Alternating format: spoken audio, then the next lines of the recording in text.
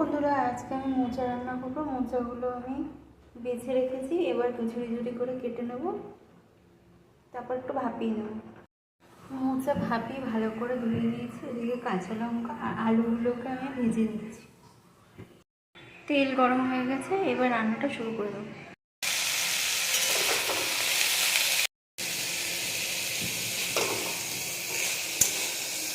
আমাদের সাদা জিরে একটু দিয়ে দিলাম, সাদা জিরে গুঁড়ো একটু চাপিয়ে চাপিয়ে দিচ্ছি। স্বাদ অনুযায়ী লবণ, স্বাদ অনুযায়ী চিনি আমি একদম অল্প দিচ্ছি।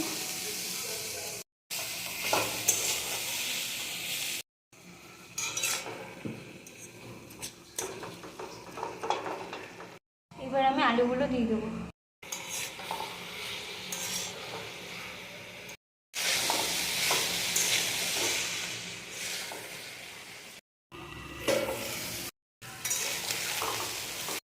দেখুন হয়ে গেছে, এবার আমি গ্যাসটা অফ করে দিচ্ছি। আমি এবার মাখন একটু দিয়ে দিলাম।